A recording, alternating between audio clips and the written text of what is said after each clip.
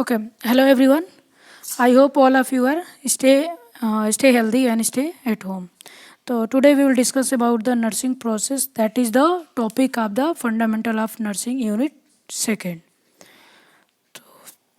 Nursing process. Nursing process. I think all of you have not heard about the nursing process. So today we will discuss about the and slowly I would like to explain.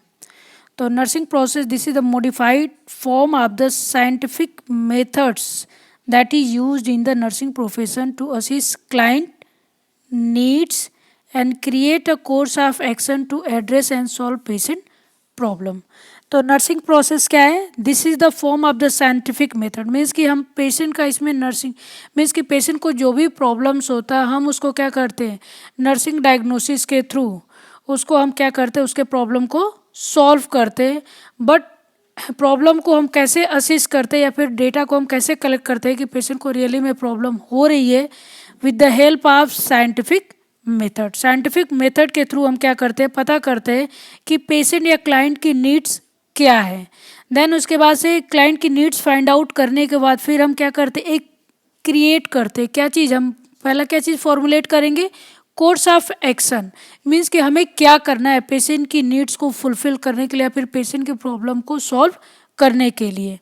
Then उसके बाद से फिर हम क्या करते हैं, patient की problem solve होती है तब हम क्या करते हैं, इवेलुएट करते हैं कि रियली में पेशेंट की प्रॉब्लम सॉल्व हुई है कि नहीं हुई है.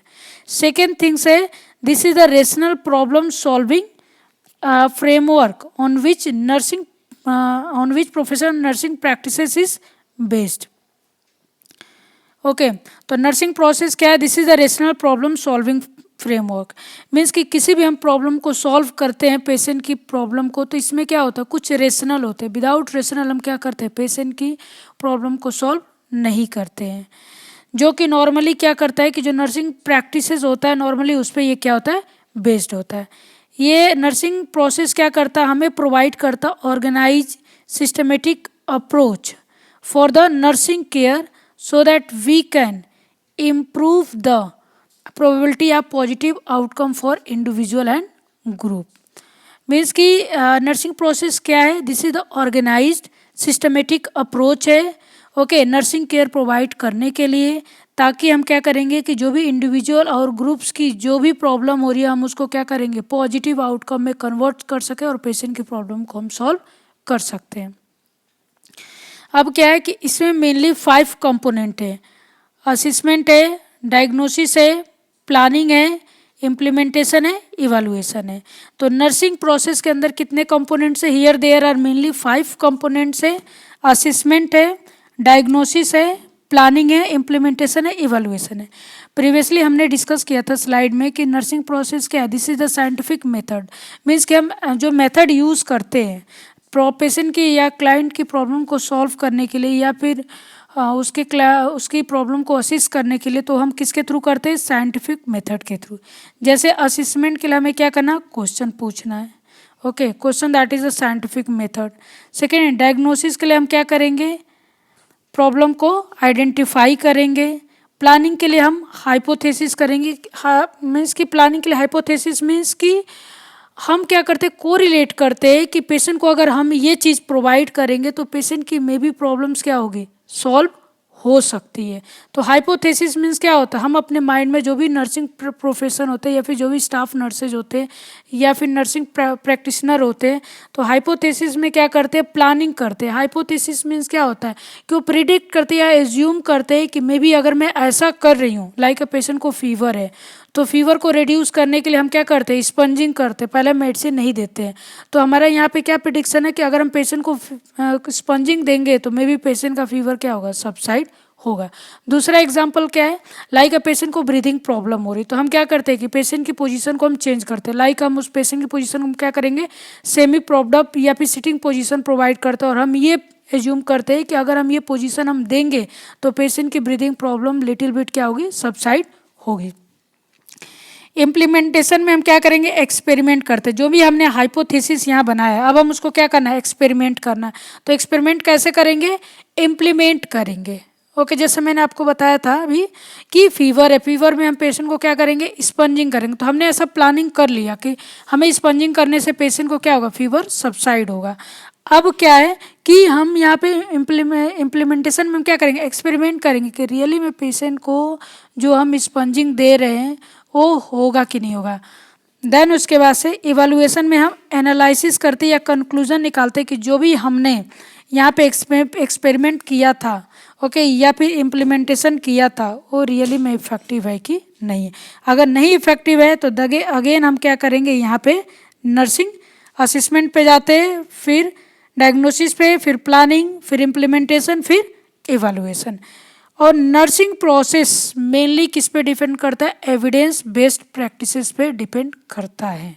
हम कोई भी यहाँ पे नर्सिंग, यहाँ पे हाइपोथेसिस के लिए हम कोई भी चीज़ हम एज्यूम नहीं कर सकते। जो भी हम प्रैक्टिसेस हम इसमें इम्प्लीमेंट करते या एक्सपेरिमेंट करते वो ऑलरेडी हो चुका रहता है, उसका कुछ क्या होता है, तथ्य होता है। एविडेंस मीन्स क्या होता है, तथ्य रहता है, और उसी के बेस पे हम क्या करते हैं, पेशेंट को हम वो चीज़ प्रोवाइड करते हैं। अब क्या है, बेनिफिट्स क्या क्या है, नर्सिंग प्रोसेस का बेनिफिट्स क्या है। सेकेंड थिंग्स हम क्या करेंगे, नर्सिंग प्रोसेस के थ्रू ऑर्डरली और सिस्टमेटिक मेथड हम यूज़ कर सकते हैं for planning and providing care. सबसे पहले क्या होता है, ऑर्डरली मीन्स क्या होता है, सिस्टमेटिक मेथड के थ्रू हम क्या करेंगे, पेशेंट के लिए हम प्लानिंग करेंगे और पेशेंट को हम प्रोवाइड करेंगे केयर। ओके, जैसे कि मैंने ऑलरेडी एक एग्जांपल बताया था कि फीवर है, ठीक है, या फिर पेशेंट को ब्रीदिंग प्रॉब्लम हो रही है। तो फीवर है तो सबसे पहले हमारा मेन यहाँ पे क्या होता है, अगर सिस्टमेटिक मेथड है तो सबसे पहले हम क्या करेंगे, नॉर्मल वाटर से स्पंजिंग देंगे, फिर उसमें थोड़ा सा कोल्ड वाटर ऐड करेंगे, देन उसके बाद से कोल्ड स्पंजिंग करेंगे, फिर उसके बाद से ठीक नहीं होगा तब हम क्या करेंगे, डॉक्टर को इन्फॉर्म करेंगे। तो this is the systematic method या ऑर्डरली मेथड, मीन्स कि हम बेस से स्टार्ट करते हैं और हम टॉप पे जाते हैं। दूसरा है, ये नर्सिंग एफिशिएंसी को क्या करता है, इन्हेंस करता है, किसके थ्रू, स्टैंडर्डाइज नर्सिंग प्रैक्टिसेस के थ्रू। नर्सिंग प्रोसेस के थ्रू हम क्या करेंगे कि जो हमारी नर्सिंग की एफिशिएंसी है, मीन्स कि जो नर्सिंग की वर्किंग कंडीशन है उसको हम क्या करेंगे, और ज़्यादा स्टैंडर्डाइज कर सकते हैं। Then facilitates documentation of care. Nursing process के थ्रू हमने जो भी केयर प्रोवाइड किया हम उसको क्या करेंगे, डॉक्यूमेंट करेंगे, ताकि ये हमारे लिए क्या हो, एज अ सेफ गार्ड की तरह वर्क कर सके। Then provide a unity of language for the nursing profession. ये क्या करता है कि जो भी नर्सिंग प्रोफेशन होता है उनको एक यूनिटी प्रोवाइड करता है, एक ही लैंग्वेज में हम क्या करते हैं, पेशेंट को केयर देते हैं। अलग अलग क्या होता है, अलग अलग हॉस्पिटल में अलग अलग तरह की केयर नहीं होती, सारे हॉस्पिटल्स में क्या होता है, एक ही तरह का केयर होता है। जैसे कि फीवर है तो सारे हॉस्पिटल्स में क्या, अगर फीवर है तो पेशेंट को हमें क्या करना है, स्पंजिंग देना है। ओके, दूसरा चीज़ है, ब्रीदिंग प्रॉब्लम है तो सारे हॉस्पिटल से जितने भी नर्सिंग प्रोफेशन होते हैं वो क्या करते हैं, ब्रीदिंग प्रॉब्लम हो रही है पेशेंट की पोजीशन चेंज करते हैं, जैसे कि फॉलोअर्स पोजीशन देंगे। ओके, तो ये क्या होता है, हर जगह एक ही होता है। Nursing process this is the economically, ये क्या है, सस्ता होता है। नर्सिंग प्रोसेस क्या है, दिस इज द इकोनॉमिकली, ये क्या होता है, कॉस्ट इफेक्टिव नहीं होता, मीन्स कि इतना ज़्यादा एक्सपेंसिव नहीं होता है। नॉर्मली क्या, this is the economically means हमारे पास जो भी रिसोर्सेज अवेलेबल होते हैं उसी के हेल्प से हम क्या करते हैं, पेशेंट को हम नर्सिंग केयर प्रोवाइड करते हैं। ऐसा नहीं कि हम पेशेंट को बोले कि आप मार्केट, रिलेटिव को बोले कि आप मार्केट जाओ और ये चीज़ परचेज करके लाओ, या फिर आप फार्मेसी जाओ और वहाँ से परचेज करके लाओ। मीन्स कि नर्सिंग प्रोसेस में जो भी हमारे पास रिसोर्सेज है, मीन्स कि जो भी आइटम्स अवेलेबल है उसी आइटम्स के हेल्प से हम क्या करते हैं, पेशेंट को केयर प्रोवाइड करते हैं। नेक्स्ट वन क्या है, stresses the independent function of nurses. Okay, तो ये क्या करता है, stress the independent function of nurses, means कि जो भी नर्स के इंडिपेंडेंट फंक्शन होते हैं उसको क्या करता है, और ज़्यादा स्ट्रेसेस करता है। मीन्स को उसको बताता है कि हाँ ये जो नर्स है दैट इज़ द इंडिपेंडेंटली क्या करता है, अगर वर्क करेगी तो देयर विल बी स्ट्रेस। तो ये क्या करता है कि जो भी इंडिपेंडेंट फंक्शन होता है नर्स का उसको क्या करता है, स्ट्रेस करता है। Then increase care quality through the use of deliberate activities, means कि जो भी केयर क्वालिटीज़ होता है हम उसको क्या कर सकते हैं, और ज़्यादा इंक्रीज कर सकते हैं by the deliberation of the action. Next one is the provide continuity of care and prevent duplication. हम इसमें क्या करेंगे, हम पेशेंट को एक ही तरह की केयर कंटिन्यूअस हम केयर प्रोवाइड करेंगे, बट हम क्या करेंगे, डुप्लीकेशन को प्रिवेंट करेंगे। डुप्लीकेशन को कैसे प्रिवेंट करेंगे? डुप्लीकेशन मीन्स होता है एक ही काम को कई लोग करते, तो that is the duplication of work. तो यहाँ पे क्या होता है कि जैसे हमने नर्सिंग प्रोसेस किया या फिर नर्सिंग प्रोसेस के थ्रू हम पेशेंट को केयर प्रोवाइड किया, तो हम इमिडिएटली क्या करते, डॉक्यूमेंटेशन करते, ताकि जब नेक्स्ट शिफ्ट की स्टाफ नर्स आएगी तो क्या करती है, वो पूरा नर्सिंग प्रोसेस के थ्रू गो थ्रू होके जाती है। तो जब वो देखती है कि ये सारा चीज़ किया गया, तो उसको क्या करते हैं, उसको और आगे इन्हेंस करते, मीन्स सेम वही वर्क नहीं करती है। अगर वहीं डुप्लीकेशन ऑफ वर्क होगा तो पेशेंट क्या होगा, बहुत ज़्यादा फ्रस्ट्रेट हो जाएगा, पेशेंट के रिलेटिव भी फ्रस्ट्रेट हो जाएंगे कि एक ही तरह का वर्क पेशेंट को किया जा रहा है। अब कैरेक्टरिस्टिक्स क्या क्या है, या benefits of nursing process. Guys, if you have any doubt please ask me. Okay, this topic is very important, so that's why I am explaining in a very slow way. अगर आप लोग को कोई भी डाउट होता है तो please आप लोग मुझसे पूछो, एक बार और पढ़ो, देन उसके बाद से अगेन फिर डाउट होता है तो you can ask me. Next one is the characteristics of nursing process. Nursing process की क्या क्या कैरेक्टरिस्टिक्स होते हैं? First one, this is the interactive होता है, पर्पसफुल होता है और सिस्टमेटिक होता है। मीन्स कि इंटरएक्टिव है first one, second one purposeful है, मीन्स कि इसका जो भी हम नर्सिंग प्रोसेस करते हो क्या उसका there is some purpose. Systematic होता है, मीन्स कि प्रॉपरली ऑर्गेनाइज्ड होता है। क्लाइंट ओरिएंटेड होता है, क्लाइंट सेंटर्ड होता है, मीन्स कि हम जो भी केयर प्रोवाइड करें, फिर जो भी नर्सिंग प्रोसेस हम फॉर्मुलेट करें, मेनली क्या है, that is the client, means patient ही उसका सेंटर होता है, और पेशेंट सेंटर इसलिए हम उसी के बेस पे हम क्या करते हैं, नर्सिंग प्रोसेस रेडी करते हैं। देन गोल डायरेक्टेड होता है, यहाँ पे क्या होता है, हमारा गोल है कि पेशेंट को जैसे फीवर है तो हमारा यहाँ गोल क्या है कि पेशेंट को फीवर को हमें कम करना है, ठीक है। और दूसरा चीज़ क्या है, आउटकम फोकस्ड है, मीन्स कि हमें क्या करना है, देखना है कि हमने फीवर है, पेशेंट को स्पंजिंग दिया तो हमें चेक करना है कि पेशेंट का आउटकम क्या आ रहा है, मीन्स कि आउटकम पे हम क्या करेंगे, फोकस करेंगे कि जो भी हमने वर्क किया है या फिर जो भी हमने इम्प्लीमेंट किया एक्टिविटीज़ को रियली में इफेक्टिव है कि नहीं। अगर नहीं इफेक्टिव है तो फिर हम क्या करेंगे, फर्स्ट स्टेप पे हम जाते हैं। Then this is the within the legal scope of nursing. जो भी हम नर्सिंग प्रोसेस में जो भी हम प्लानिंग करते हो क्या होता है, लीगली क्या होता है, बाउंड्री, मीन्स कि लीगली होता है, इलीगल नहीं होता है। मीन्स कि जो भी हम प्लानिंग करेंगे, जो भी इम्प्लीमेंटेशन करेंगे वो सारा क्या होता है, लीगल बाउंड्री के अंदर आता है, इलीगल नहीं होता है या लीगल बाउंड्री के बाहर नहीं जाता है। Next one is the prioritise the needs. हम प्रायोरिटी बनाएंगे कि पेशेंट को क्या नीड्स है, जैसे हमने लिस्ट बना लिया, 5 नीड्स बना लिया, 5 नीड्स में क्या, लाइक न्यूट्रिशनल नीड्स है, एलिमिनेशन नीड्स है, हाइजीनिक नीड्स है, ब्रीदिंग प्रॉब्लम हो रही है, तो हम इसमें क्या करेंगे, देखेंगे कि फर्स्ट इंपॉर्टेंट क्या चीज़ है। जैसे पेशेंट अनहाइजीनिक है, पेशेंट को एलिमिनेशन प्रॉब्लम हो रही है, पेशेंट का डाइट सही नहीं है, तो 3 में हमें क्या, देन उसके वजह से ब्रीदिंग प्रॉब्लम, तो ये इन सब में क्या हमारा सबसे प्रायोरिटी फर्स्ट क्या है, that is the breathing problem को हमें क्या करना, ठीक करना है। देन उसके बाद से दूसरा हम देखेंगे कि दूसरा कौन से नंबर पे आएगा, मीन्स कि दूसरी कौन सी चीज़ होती है जिस पे हमें फोकस करना है, फिर थर्ड, फिर फोर्थ, ऐसे हम क्या करेंगे, उस पर हम वर्क करते हैं। तो ये क्या होता है, हम इसको प्रायोरिटाइज कर सकते हैं। The steps are interrelated and independent on the accuracy of each of the preceding step. हम जो भी स्टेप्स करते हैं, ओके, हम जो भी नर्सिंग एक्टिविटीज या नर्सिंग प्लानिंग या इम्प्लीमेंटेशन हम करते हैं, तो जितने स्टेप्स होते हैं सारे स्टेप्स क्या होते हैं, वो एक दूसरे के साथ कोरिलेट होते हैं। ओके, मीन्स कि जो भी हम एक्टिविटीज़ करेंगे या फिर जो भी हम प्लानिंग करते हैं, तो जितने भी स्टेप्स होते हैं वो क्या होते हैं, एक दूसरे के साथ इंटर रिलेटेड होते हैं और वो एक दूसरे पे क्या होते हैं, डिपेंडेंट होते हैं।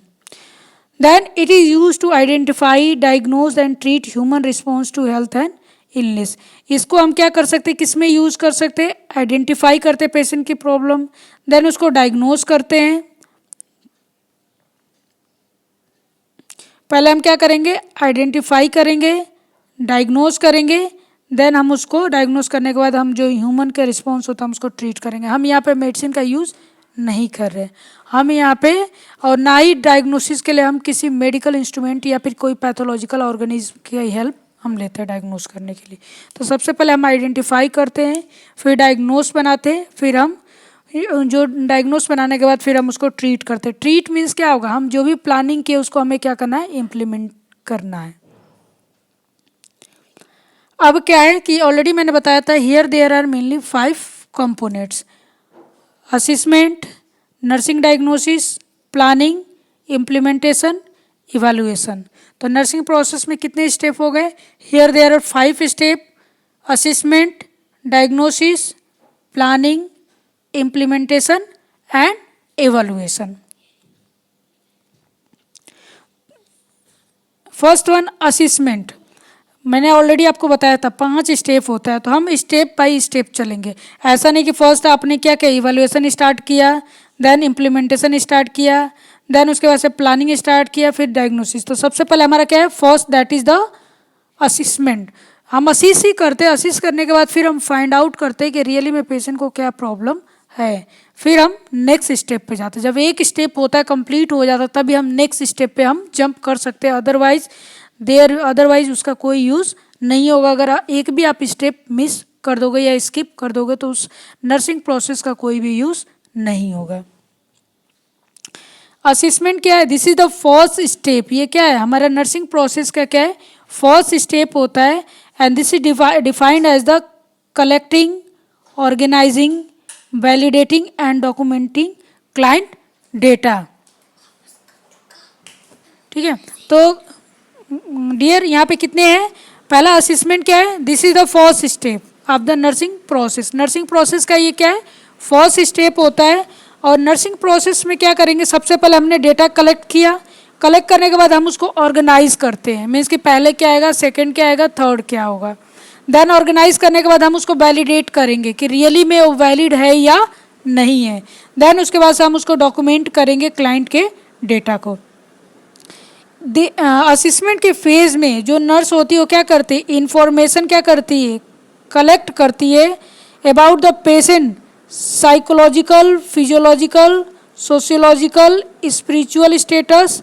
ओके, तो इसमें क्या करते हैं कि जो हम डेटा कलेक्ट करते हैं, तो उस डेटा कलेक्शन में हम क्या करेंगे कि सबसे पहले क्या करते हैं कि जो भी इंफॉर्मेशन होता है पेशेंट का, इंफॉर्मेशन को क्या करती है, कलेक्ट करते हैं। और कलेक्ट किसके बारे में करते हैं, पेशेंट के साइकोलॉजिकली, मीन्स उसके माइंड में क्या चीज़ चल रहा है, कहीं ज़्यादा एंजाइटी तो नहीं है, स्ट्रेस तो नहीं है, पेशेंट को डिप्रेशन तो नहीं है। फिजियोलॉजिकली हम करेंगे पेशेंट की बॉडी फंक्शन कैसे कर रही है।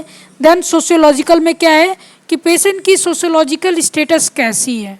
ठीक है, और इकोनॉमिकल स्टेटस भी चेक करेंगे। कहीं आपने उसको हेल्थ एजुकेशन दिया कि आपको क्या करना है कि डेली क्या करना है, मीन्स कि 1 एप्पल खाना है, बट पेशेंट का इकोनॉमिकल स्टेटस क्या है, बहुत ही लो है, तो क्या करेगा, अफोर्ड नहीं करेगा। और आपकी जो भी हेल्थ एजुकेशन या जो भी एडवाइस होती है उसको क्या करेगा, अटेंशन के साथ आपकी एडवाइस को नहीं सुनेगा। तो इसलिए हमें क्या करना है, कलेक्ट करना है। दूसरा क्या है कि सोशियोलॉजिकल में हमें ये भी पता करना है कि पेशेंट का फैमिली का बैकग्राउंड क्या है। लाइक आपको फैमिली को या फिर पेशेंट को एजुकेट करना है कि आपको डेली नॉनवेज 1 एग खाना है, बट पेशेंट इज प्योरली क्या है, वेजिटेरियन है, तो क्या करेगा, मे बी वो आपके साथ जो रिलेशनशिप होता है, थेराप्यूटिक रिलेशनशिप होता है, वो क्या होगा, आपका इंटरप्टेड हो जाएगा और आपकी बात नहीं सुनेगा। स्पिरिचुअल स्टेटस भी सुनना है।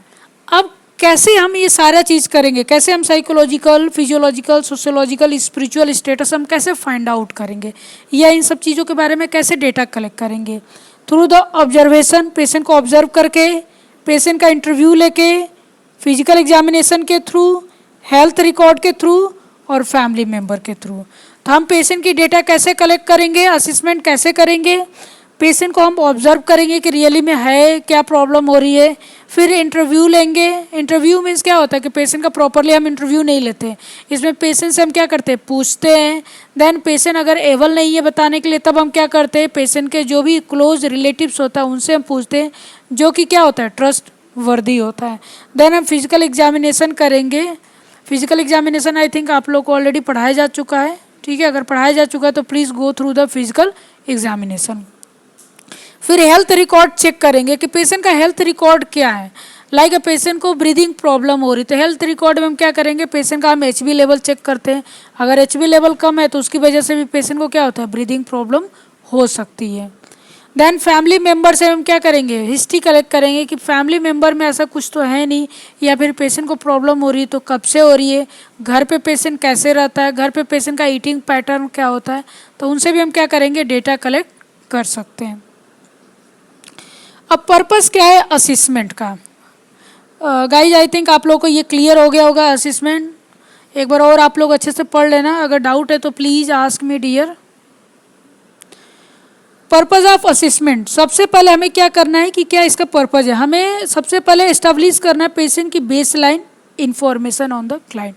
पेशेंट की जो बेस लाइन इंफॉर्मेशन होती है हम उसको क्या कर सकते हैं, कलेक्ट कर सकते हैं या एस्टेब्लिश कर सकते हैं। सेकेंड थिंग्स, हम डिटरमाइन करेंगे कि क्लाइंट जो होता है नॉर्मल फंक्शन कर रहा है कि नहीं कर रहा है, मीन्स कि पेशेंट को कोई प्रॉब्लम तो नहीं है। थर्ड वन में क्या है, हम डिटरमाइन कर सकते हैं कि पेशेंट डिसफंक्शन तो नहीं होने वाला, मीन्स पेशेंट की बॉडी कहीं ऐसा तो नहीं ना अल्टर्ड हो जाएगी, या फिर पेशेंट के बॉडी फंक्शन में कोई डिसफंक्शन होने वाला तो नहीं है। फिर डिटरमाइन करेंगे, ये फाइंड आउट करेंगे कि पेशेंट की स्ट्रेंथ कैसी है, पेशेंट वीक है या स्ट्रॉन्ग है या फिर वीकनेस ज़्यादा है, तो इसको भी हम डिटरमाइन कर सकते हैं कि पेशेंट की स्ट्रेंथ कैसी है। Then provide data for the diagnosis phase, और इसी डेटा के ऊपर हम क्या करते हैं, हम डायग्नोसिस बनाते हैं। ओके गाइज, तो नेक्स्ट हम मूव करते हैं, that is the assessment activities. हम असिसमेंट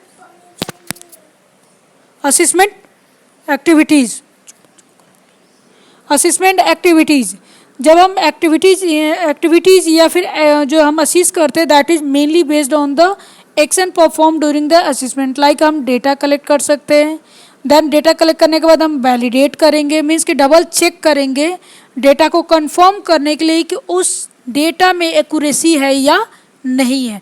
ऐसा तो नहीं कि पेशेंट ने जो भी डेटा बताया that is not validated, means वो करेक्ट नहीं है, या फिर फैमिली मेम्बर ने बताया कि हाँ ये प्रॉब्लम है।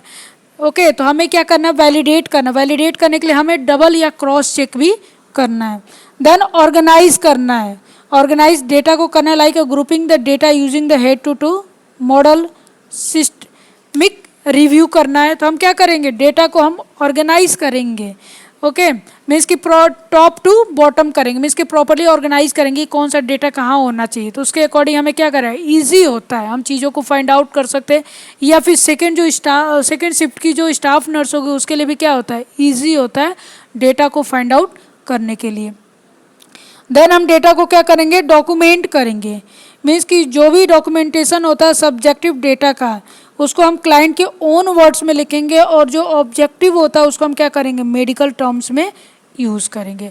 तो हम डेटा को क्या करेंगे, दो तरह से हम करेंगे। First one subjective means patient ने क्या बोला आपसे।